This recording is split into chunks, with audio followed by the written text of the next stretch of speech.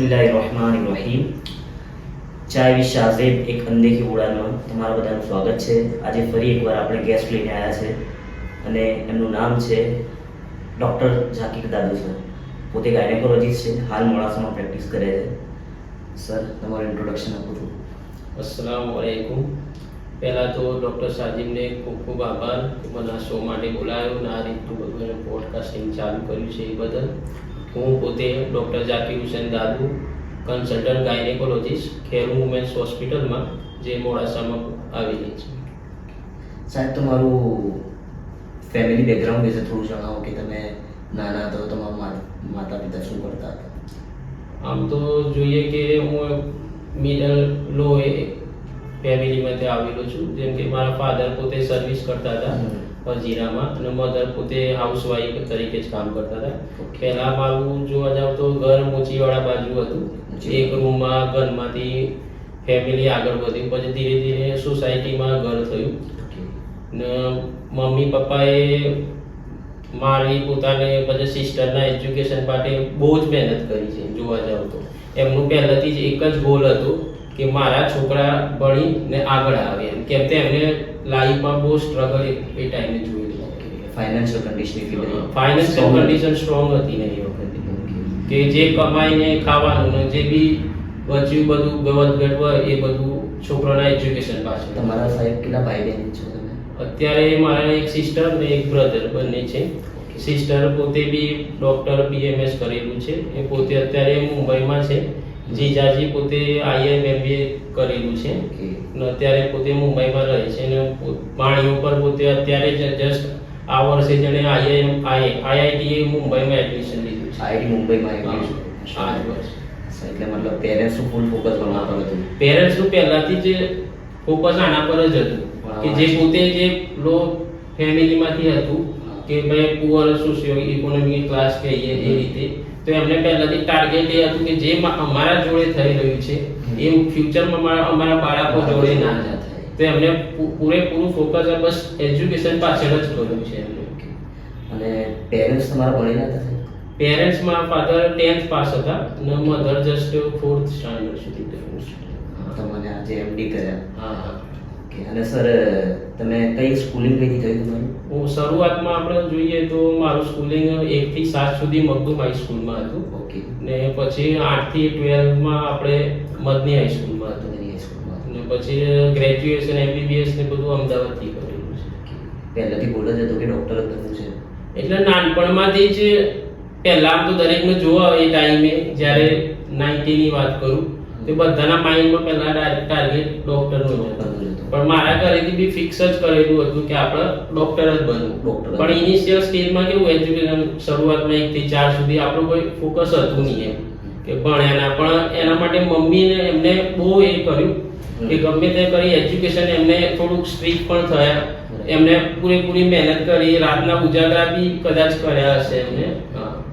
તો મગદુમ હાઈસ્કૂલમાં ટીચિંગ થયું આપણું? હા, મગદુમમાં ટીચિંગ થયું ને એમાં હું એક કિસ્સો કહીશ કે જ્યાં સુધી 4th સ્ટાન્ડર્ડ સુધી જુઓ કે જેમ કે આપણે સ્કૂલિંગમાં રેન્કિંગ ને એ બધું હોય ત્યાં સુધી કશું હતું નહીં રેન્કિંગ, થોડું બહુ પાછળ. પણ એક ટીચર હતા મેથ્સના, એમના ખબર નહીં મારા અંદર શું જોવાયું કે એમને મારા પર પૂરેપૂરું ધ્યાન આપી એ વખતથી મારું મેથ્સ એમણે ઇમ્પ્રૂવ કર્યું એમ. 4th સ્ટેન્ડર્ડની વાત? હા, 4th સ્ટાન્ડર્ડની વાત છે.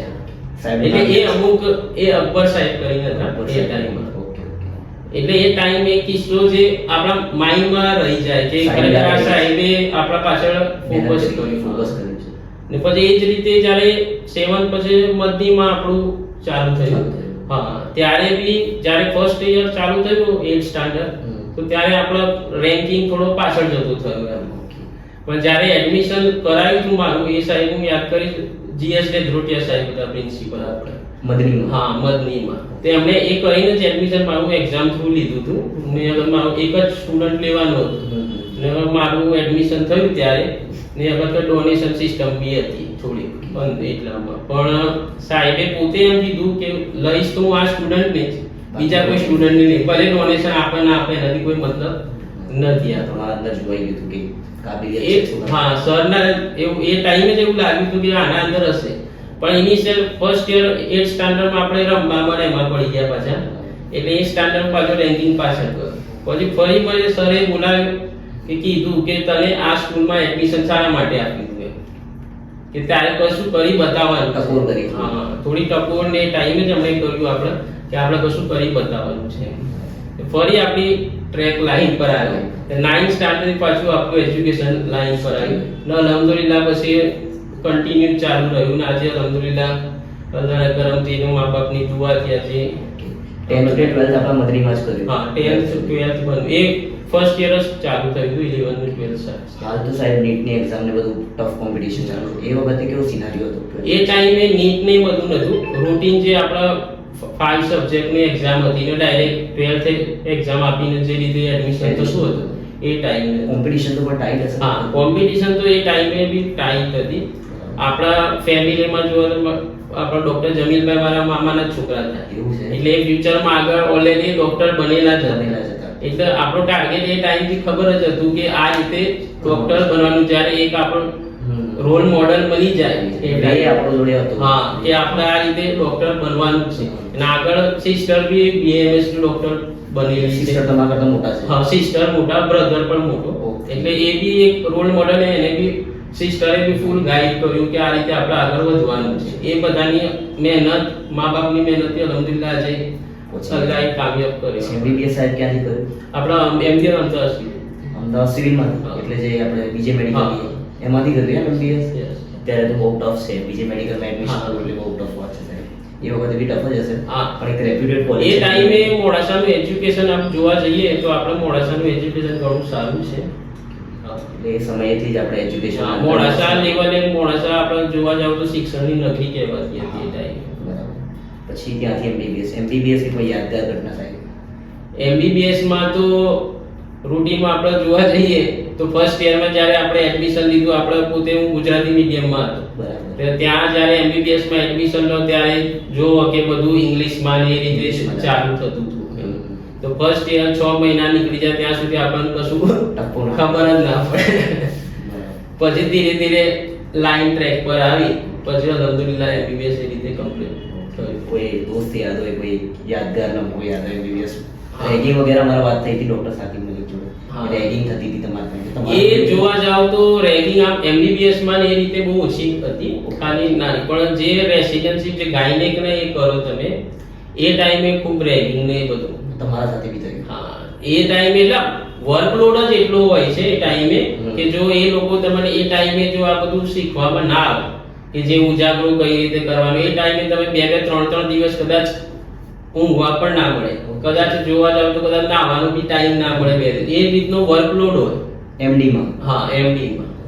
તો અને એ સાહેબ- ટાઈમે પછી તમારા જોડે કામ કરતા શીખવાડે. જો એ ટાઈમે તમને શીખવાડેલું ના હોય તો અત્યારે તમે અડધી રાતે જો 2-3 વાગે કોઈને એમને ઊંઘામાં કોલ આવે ને અડધી રાતે જોઈને જો કોઈ ઓપરેશન કે જોવું પડે કે કરવું પડે તો નોર્મલ માણસની કેપેસિટી નથી કે એ જઈને કરી. પણ એ ટાઈમથી જ તમને પ્રેક્ટિસ એ લોકો આપતા હોય છે કે ભાઈ તમે અડધી રાતે ઉજાગરો કરો, જાગો, તો અત્યારે હાલતમાં તમે એ રીતે તમે જાગી શકો છો. બાકી તો પોસિબલ નથી. હા, એ રીતની પ્રોસેસ જ છે. તૈયાર થવાની. હા, એટલે એ વર્કલોડના કારણે થોડું એ થાય ને થોડું તમે એ રીતે ડેવલપ પણ થતા રહો છો. એમ કે આઉટસાઇડ જઈને હોસ્ટેલમાં કેવી રીતે પણ તમે કઈ રીતે રહેવું, કેવી રીતે આગળ વધવું, એટલે ઇન શોર્ટ ટ્રેન થઈ જાવ તમે. હા, પૂરેપૂરા તમે હરેક ફિલ્ડના અંદર ટ્રેન થઈ જાવ. જો તમને એમને ઘરેથી નીકળ્યા ને એ રીતે છોડી દે તો પછી તમે જેવા ગયા હતા એવા પાછા આવો. આ બધી કન્ડિશનમાં તમે ટ્રેન ના થઈ શકો એમ. ગાયનેકોલોજિસ્ટ આપણે ફિક્સ હતું સાહેબ? ફિલ્ડ ફિક્સ હતી? ના,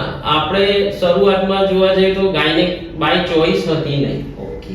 શું છો? પણ મેરિટ પ્રમાણે આપણે ગાયનેક મળ્યું. પણ મળ્યા પછી એવું કોઈ રિગ્રેટ નથી કે ખરેખર ગાયનેક બનીનું કોઈ ખોટું Regret. કર્યું એમ. કેમ કે આપણે અત્યારે જોઈએ છે કે એક જ માતામાંથી 2 અલગ અલગ જન્મ છૂટા પડે છે. મધર જોડે અને બેબી.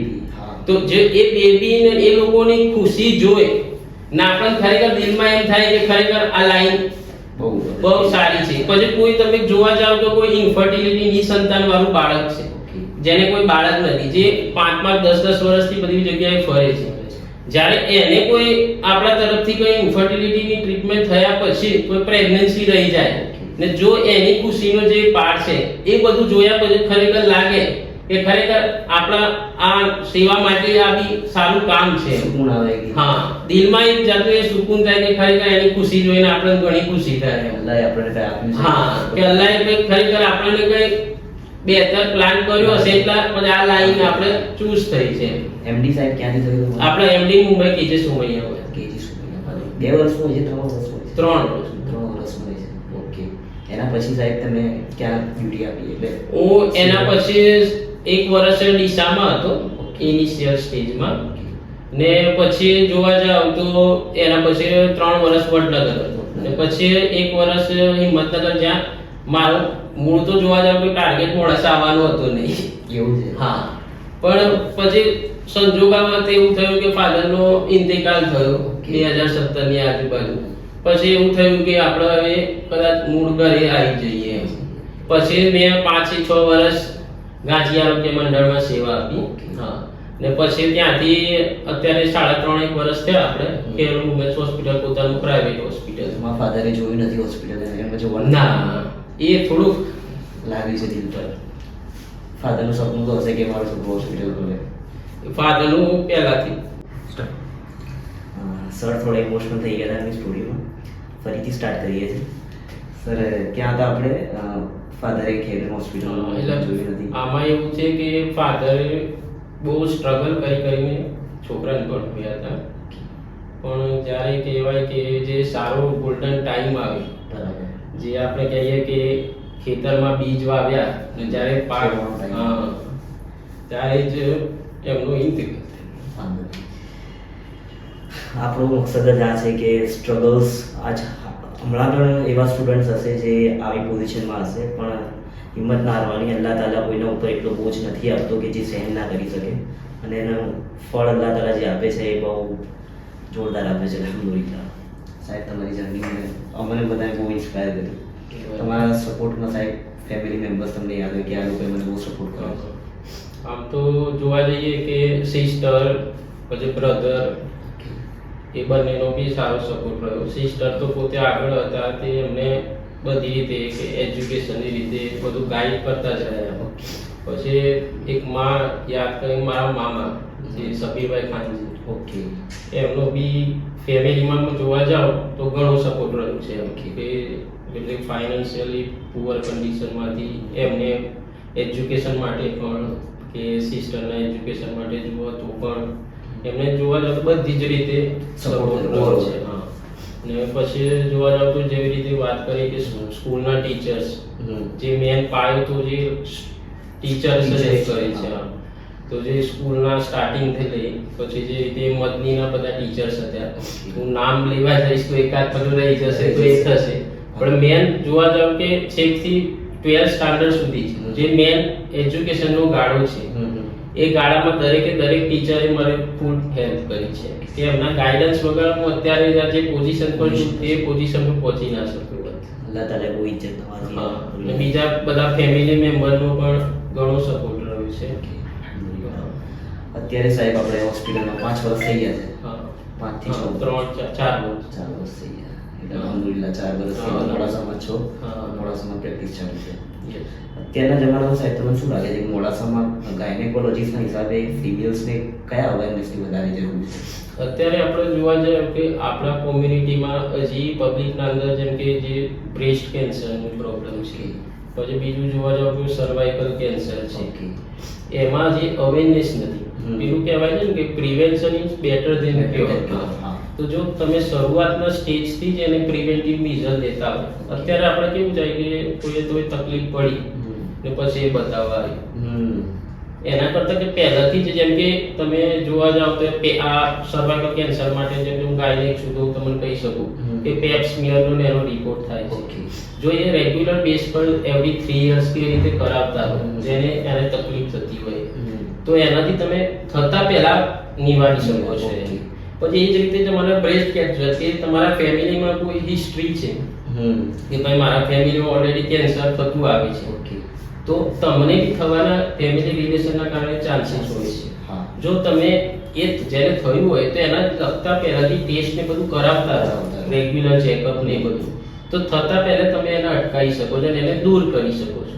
આપણા કોમ્યુનિટીમાં કેવું છે કે જ્યારે પ્રોબ્લેમ થાય ત્યારે બતાવે છે. આ એક સ્ટિગ્મા બી છે ને કે સર આ પ્રોબ્લેમ ડિસ્કસ કરો, આટલું બધું એન્વાયરમેન્ટ નથી આપણું. ના એટલે કેન્સર માટે તો એ પ્રોબ્લેમ એટલો છે નહીં.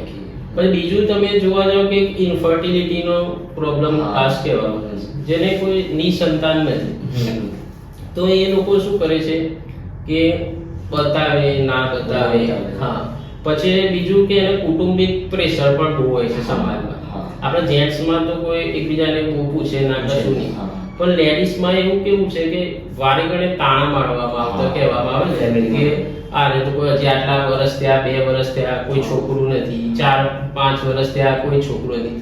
એનાથી હું જોઉં છું કે જે પેશન્ટો જે આવે છે એ મેન્ટલી એટલા ડિસ્ટર્બ થયેલા હોય છે કે ખરેખર આપણને એમને જોઈને એમ થાય કે બિચારું આ સમાજમાં કેમ આ રીતનું ચાલે છે કે જીવન જીવવા માટે જરૂરી થોડું છે કે ભાઈ બાળક હોવું જ, બાળક ના હોય તો પણ એ બધું અલ્લાહની નેમત વસ્તુ છે કે તમે દુઆ કરો. હા, કોઈને ના બી મળે કે જરૂરી થોડું છે કે બાળક હશે તો જ એનું સ્ટાન્ડર્ડ. તમારું કે કોઈ હસબન્ડનું કે કોઈ વાઈફનું કમાલ નથી આ ના. ને બીજું એક જોવા જાવ કે આમાં છોડી એ રીતે દેવામાં આવે છે કે વાઈફ જ ટ્રીટમેન્ટ કરાવે, હસબન્ડ ક્યારેય બી ટ્રીટમેન્ટ માટે આવતો નથી. પ્રેગ્નન્સી કે બાળક રાખવા માટે તમારે બંનેની જરૂર છે. હસબન્ડના બી રિપોર્ટ કરવાની જરૂર છે કે ખરેખર એના અંદર કોઈ ખામી છે કે નહીં, બરાબર? તો બંનેની તમારે જરૂરી હોય છે. એટલે આના માટે હું એ બધાને કહેવા માંગીશ કે ખરેખર જો કોઈ બાળક ના રહેતું હોય તો ખરેખર બીજું પબ્લિક જોડે, જેમ કે કોઈ છોકરીની મધર બતાવવા આવે અથવા છોકરીની કોઈ સાસુ બતાવવા આવે, એના કરતા હસબન્ડ વાઈફ બંને પોતે બતાવવા આવવા જોઈએ. તો જે તમને જે કહેવા માંગતા હોય ડોક્ટર કોઈ પણ કે આ પ્રોબ્લેમ શું છે, શેના કારણે થાય છે, જે રીતે કાઉન્સિલિંગ કરવા માંગતા હો એ પ્લાનિંગ થી તમને સમજાવી શકાય છે.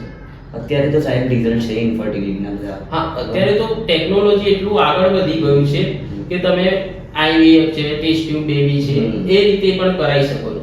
બીજું કે ટેસ્ટ ટ્યુબ બેબી આઈવીએફ માટે એવું છે કે કોઈ બીજાનું રીતે સ્પર્મ ને બધું લઈને કરતા હોય, પણ ખરેખર એવું દરેક કેસમાં હોતું નથી. ને તમે ડોક્ટર જોડે તમારો જે ફેમિલી ડોક્ટર હોય એના થ્રુ તમે જાઓ તો એવું કશું જરૂરી નથી, ગભરાવાની જરૂર નથી. એ ડોક્ટર જે ફેમિલી તમારો ડોક્ટર હશે એ તમને બધું પહેલા સમજાવી દેશે કઈ રીતે છે. તમારું પોતાનું પણ જેને કોઈ બીજા કોઈ પ્રોબ્લેમ થતા હોય એના માટે પણ તમે એ કરી શકો છો. એટલે તમારા ડોક્ટર જોડે તમે સાચું સમજો. હા, ફેમિલી જે ડોક્ટર તમે જે ડોક્ટરને માનતા હોય એના જોડે જઈ પ્રોપર કાઉન્સિલિંગ કરો કે ભાઈ આઈવીએફ માં શું થાય છે, કઈ રીતે બાળક થાય છે. કે અત્યારે તમે જુઓ તો બધી લાઈફ એટલી ફાસ્ટ થઈ ગઈ છે કે કદાચ કોઈ એજ્યુકેશન પાછળ પછી મેરેજ થોડા લેટ થાય, પછી અત્યારનું ફૂડ, જંક ફૂડ ને એ બધું બી એ રીતનું થઈ ગયું છે કે પ્યુબર્ટી બી થોડી વહેલી આવતી થઈ ગઈ છે. એ જ રીતે પોસ્ટ મેનોપોઝલ જે બાળક થવાની અમુક એજ હોય છે, એટલે દરેક માટે એ એજ અલગ અલગ હોય છે. તો કોઈકને વહેલું પોસ્ટ મેનોપોઝલ આવી જાય, કોઈને થોડું કદાચ લેટ આવે, તો 30 ની આજુબાજુ કદાચ મેરેજ થાય. તો જે 35 ની એજ હોય છે જે આમ ગોલ્ડન પીરિયડ જોવા જાઓ મેરેજ માટે, અરે પ્રેગ્નન્સી માટે, હા કન્સીવ માટે, તો 22 to 32 ના એજ જે ગાળો છે એ કન્સીવ માટે બહુ ઇમ્પોર્ટન્ટ છે, એ બેસ્ટ ટાઈમ છે. તો કદાચ મેરેજ કદાચ કારણો તો એજ્યુકેશન પણ લેટ થાય, પછી કદાચ કેરિયર બનાવવા માટે થોડો ટાઈમ લેટ થાય, પ્રેગ્નન્સી નું પ્લાનિંગ લેટ થાય, તો કદાચ આ બધા બી કારણો બની શકે. પછી બીજું અત્યારનું કેવું છે એક પીસીઓડી પોલિસિસ્ટિક ઓવેરી ડિસીઝ માટે જોઈ શકો છો. તો અત્યારનું જે ફૂડ, જંક ફૂડ ને એ બધું જે થઈ ગયું છે એના કારણે બધું ઓવરવેટ થાય. ઓવરવેટના કારણે જે મેન્સીસ આવતું હોય છે ઇરેગ્યુલર, એના કારણે બી તમારે ઇન્ફર્ટિલિટીનો પ્રોબ્લેમ હોય છે. એટલે હું એ જ કહેવા માંગીશ કે તમે પ્રોપર ડોક્ટર જોડે જાઓ, એનું કાઉન્સિલિંગ સાંભળો કે ભાઈ પ્રોબ્લેમ ક્યાં આવે છે. આ ગાઈડન્સ કરવું કેની જિમ્મેદારી છે? ફાધરની જિમ્મેદારી છે કે મધરની જિમ્મેદારી છે? આમ તો આ જે મધરની જિમ્મેદારી છે, કેમ કે ફાધર આપણા સમાજમાં તમે જોવા જાઓ તે બિચારા સવારથી જોબ પર નીકળી જાય, સાંજે આવે, ઘરે મધરને જ રહેતા હોય. તો ખરેખર આ બધું ગાઈડન્સ તો મધર જ કરી શકે છે, લેડીઝ જ ગાઈડન્સ કરે. તો કોઈ દિવસ કોઈ આપણા સમાજમાં કોઈ ફાધર આ બધામાં કશું ફાધર આપણા બધા બહુ બિઝી હોય હા છે. બીજી બી હોય ને આ બધી વાતમાં એ આવી આપણે પડે. થોડું હોય છે રિસ્પેક્ટ ના હોય. હા રિસ્પેક્ટ હોય એટલે આપણે આ બધા ક્વેશ્ચન બી ના થાય, કોઈ વાત બી ના થાય. અને સાહેબ કોઈ ઇમ્પોર્ટન્સ કે પ્રેગ્નન્સી રહી ગઈ એના પછી ધ્યાન રાખવા જેવી બાબતો? પ્રેગ્નન્સી રહી ગયા પછી પહેલા તો એવું હોય છે કે જેવી બી પ્રેગ્નન્સી રહે તમે ફર્સ્ટ કન્સલ્ટેશન ડોક્ટર જોડે કરાવી લો. ઓકે. જે એની સોનોગ્રાફીને જે કરવાનું હશે પછી ડોક્ટર તમને સમજાવે. દરેક કેસમાં કેવું કે અલગ અલગ વસ્તુ હોય છે. તો ડોક્ટર કોઈ હાઈ રિસ્ક હોય તો એ સમજાવશે કે ભાઈ રેસ્ટ કરવો, કે કયું ફૂડ ખાવું કયું ના ખાવું, એ બધી રીતે. એનું કોઈ મેન્ટલ ઇફેક્ટ કે આજુબાજુનું એટમોસ્ફિયર માતાના આજુબાજુ તમે સારું રાખો, લડાઈ ઝઘડા ના કરો, એ બધી એ તો દરેક માટે ઇમ્પોર્ટન્ટ છે. જો પ્રેગ્નન્સી ના હોય તો બી જો હું એ જ કહેવા માંગુ કે જ્યારે કોઈ નિસંતાન હોય છે ત્યારે એ લેડીઝને એટલું મેન્ટલી ટોર્ચર કરવામાં આવતું હોય છે કે ખરેખર એ જોડે બતાવવા આવે તો આપણને એમ થાય કે ખરેખર આવું ના થવું જોઈએ સમાજમાં. એજ્યુકેશન ખરેખર આના માટે તમે એટલું જ કરી શકો છો કે છોકરી તમારી હોય નાની એજ્યુકેશન આપતા હતા તો ધીરે ધીરે આ બધો ટ્રેન્ડ બદલાતો થશે. હા બાકી અત્યારે ડાયરેક્ટ તમે એમ કહો કે આ ચેન્જ થાય આપણે થવું મુશ્કેલ છે. એટલે આ ટાઈમ લાગશે પણ ધીરે ધીરે જે રીતે સમાજમાં એજ્યુકેશન લેડીઝનું એજ્યુકેશન વધતું થશે એ રીતે આ બધું ચેન્જ થતું રહેશે. એ તો મેઇન ઇમ્પોર્ટન્સ સાંભળ્યું કે પ્રેગ્નન્સી વખતે માતાના આજુબાજુ એકદમ લાઇટ બિહેવિયર હોય, મેલ રાખો કે ઘરમાં તમારું બિહેવિયર બધું સારું ઇફેક્ટ કરે છે. જેટલું એ ખુશ રહેશે પ્રેગ્નન્ટ એટલું એના માટે સારું છે. જેટલું ફૂડ સારું ખાશે હા બાળક માટે એ રીતે મેન તો જે મધર પ્રેગ્નન્ટ લેડી છે એ જેટલી ખુશ રહેશે એટલું એ રીતે એના બીજા બધા રોગોનું એ બધું થોડું ઓછું રહેશે. આયર્ન ટેબ્લેટ્સ ને બધું સર જાતે લેવા હા, માટે એ આયર્નની ને મેન તો એક શરૂઆતના ઇનિશિયલ સ્ટેજમાં ફર્સ્ટ ટ્રાઇમેસ્ટર કહેવાય છે. હા, first. શરૂઆતના 3 મહિના જોવા જાય તો એક ફોલિક એસિડ ટેબ્લેટની જરૂર હોય છે. Okay. ને બીજું સેકન્ડ અને થર્ડ ટ્રાઇમેસ્ટર કે 4 મહિનાથી લઈને 9 મહિના સુધી. બીજું એક આયર્ન ને કેલ્શિયમની ટેબ્લેટની જરૂર હોય છે. એનું તો મને તમારો ડોક્ટર જ સમજાવશે શું કરવું. હા એ તમે જે રીતે તમે પ્રેગ્નન્ટ Consultation કરશો. કન્સેપ્શન થયા પછી જો તમે રૂટીન એક ચેકઅપ ચાલુ કરો પછી એ રીતે બધું સમજાવતું રહેશે ડોક્ટર. સાહેબ જોડે આપણે બહુ બધી ઇન્ફોર્મેશન લીધી. હવે સર તમને તમારી જિંદગીનો એક બેસ્ટ પાર્ટ કહી દો તો આપણે હવે પોડકાસ્ટને એન્ડ કરીએ. તમને એમ કોઈ પેશન્ટને ટ્રીટ કરીને તમને મજા આવી ગઈ હોય કે યાર આજે ખરેખર મને મજા આવી ગઈ? એક પેશન્ટ એ જ રીતનું હતું કે આપણે એક ગામમાંથી આવ્યું હતું મોડાસાના બાજુમાંથી. એ જોવા જાવ તો 16 વર્ષની છોકરી હતી. 16 વર્ષની હા 16 વર્ષની. એને અંડાશયમાં ઘણી 5-6 કિલોની ગાંઠ હતી. તમે જોવા જાવ તો આખા પેટમાં એ ગાંઠ જ જોવાતી હતી. 5-6 કિલોની હા ગાંઠ. એ 16 વર્ષની બેબીને જ્યારે ફરતા ફરતા આપણા જોડે આવ્યા હતા કેર વુમન્સ હોસ્પિટલમાં. હા. તો આપણે ચેક કર્યું એનું પછી સમજાયું બધું ને એને ગાંઠનું એ ઓપરેશન બી કર્યું. ઓકે. તમે જ કર્યું? હા હું પોતે જ કર્યું હતું. પછી થયા પછી એ ગામના બધા એટલા ખુશ થઈ ગયા. પછી નસીબે કે એના મેરેજ થયા 3 વર્ષ પછી. હા ને પછી પ્રેગ્નન્સી રહી એને હા. અને પછી ડિલિવરી માટે પણ આપણા ત્યાં જ બતાવાય ને એનું ઓલરેડી પછી ડિલિવર બી થયું એમ.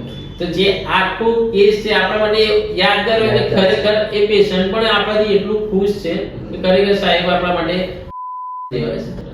બીજો પણ એક એવો કિસ્સો જ હતો કે હું વડનગરમાં જ્યારે પ્રેક્ટિસ કરતો હતો ત્યારે એક લેડીઝને એક સાથે 4 બાળકો ક્વોડ્રુપ્લેટ જેને કહેવાય. હા. પછી એને પૂરા 9 મહિના આપણા ત્યાં ટ્રીટમેન્ટ લીધી ઓકે. ને એને 8 મહિને જતા થોડુંક દુખાવો નહીં ચાલુ થયું. તો આપણે 14 ફેબ્રુઆરીના દિવસે જ એનું ઇમરજન્સીમાં ઓપરેશન કરવું પડ્યું. તેને એક સાથે 4 છોકરાઓએ જન્મ લીધો. 4 છોકરા એક સાથે. હા જે બહુ રેર કેસ હોય છે. જે મેં આપણા બેંગ્લોર અમારે ઓલ ઇન્ડિયા કોન્ફરન્સ થતી હોય છે ત્યાં બી રિપ્રેઝન્ટ કર્યું છે ને જે અમારી જે ગાયનેટિક પેલી બુકલેટ આવે છે એમાં પણ મારું એક પોસ્ટર ફોટો આવ્યું છે. સાહેબ. તે પણ મારા માટે બહુ યાદગાર કેસ હતું. અમુક લાઈફમાં કેવું ઓપરેશન ને બધું ઘણી ઇમરજન્સીઓ થતી હોય છે પણ અમુક આવા રેર કેસ જે આવતા હોય છે આ બધું જોઈને જ આપણને એમ લાગે કે ખરેખર આ ફિલ્ડમાં જે અલ્લાહે આપણને જે રસ્તો આપ્યો છે એ પણ ઘણી ખુશીની વાત છે. સાહેબ તમારા ફાધરનું નામ શું કહી દો મને? ફાધરનું નામ આપણે ઇબ્રાહીમભાઈ મોહમ્મદભાઈ દાદુ. અને મધરનું નામ? મધરનું નામ ખેરુનિસા દાદુ. Okay. અને મારા ભાઈ પોતે પણ અત્યારે ડોક્ટર જ છે, ઓકે. ડોક્ટર બેનર્જી દાદુ. અત્યારે જે સ્ટર્લિંગ લેબોરેટરી છે હા. ત્યાં એ પોતે જ સંભાળે છે. ખૈરુલ હોસ્પિટલ મદરના નામથી જ છે. હા, ખેરું હોસ્પિટલ મધરના નામથી જ ચાલુ કરી છે. જે ગાયનેક ફિમેલ હોસ્પિટલ હતી એટલા માટે પછી મમ્મીનું. ને બરાબર. જ્યારે બીજું એ કે તમે રેસિડેન્સીમાં મારા મેરેજ MBBS પછી જ થઈ ગયા હતા. ઓકે. હા. પછી જે રેસિડેન્સીનો ટાઈમ હતો હા. એ ટાઈમે બી વાઈફનો, એ બી પોતે રેસિડેન્ટ, એ ટાઈમે વાઈફનો એ ફૂલ સપોર્ટ હતો. એવું છે. ને અત્યારે બી જો તમારા ડોક્ટરને માટે, લાઈફ માટે જ્યારે ગમે ત્યારે ઇમરજન્સીમાં જવું પડે, ત્યાં જવું પડે, તો ફેમિલી સાચવવા માટે વાઈફનો પૂરેપૂરો સપોર્ટ. એ પોતે ડોક્ટર છે પણ તો બી બંને રીતે ડોક્ટરનું બી કામ કરે છે, બાળકો સંભાળવાનું બી કામ કરે છે. હા, એ MBBS ટાઈમ પછીથી થયું. સાહેબના જોડે બહુ બધી વાતો કરશું તો બહુ લાંબો એપિસોડ થઈ જશે. ખાલી એક સમાજ લેડીઝને ને બધે એક સંદેશ આપવા માંગીશ કે તમે કોઈ પણ કે અત્યારે જોવા જાવ તો કેન્સરના, બ્રેસ્ટ કેન્સરના, સર્વાઇકલ કેન્સરના કેસ બહુ જ વધી રહ્યા છે. તો જેની પણ ફેમિલી હિસ્ટ્રી હોય કે ભાઈ હા કે મારા મધરને થયું છે કેન્સર, તો જે બ્લડ રિલેટેડ ફેમિલીમાંથી આવતા હોય એ લોકોએ ખરેખર જે રિપોર્ટ અત્યારે તો ગમ, જેમ કે આપણા પોતાની હોસ્પિટલમાં પણ પેપ સ્મિયરના બધા રિપોર્ટ થાય છે જે સર્વાઇકલ કેન્સરને એના માટે જોઈતા હોય છે. તો એ બધું અમુક 21 વર્ષ પછીથી, જો આમ તો એની વેક્સિન આવી ગઈ છે, હા, તો એ વેક્સિન પણ મુકાવી હિતાવ છે જેનો હોય, અને જો ના મુકાવી હોય તો પછી તમે 35 યર્સની એજ પછીથી આ પેપ સ્મિયરનો રિપોર્ટ એવરી 3 યર્સે કરાવતા રહેવું જોઈએ.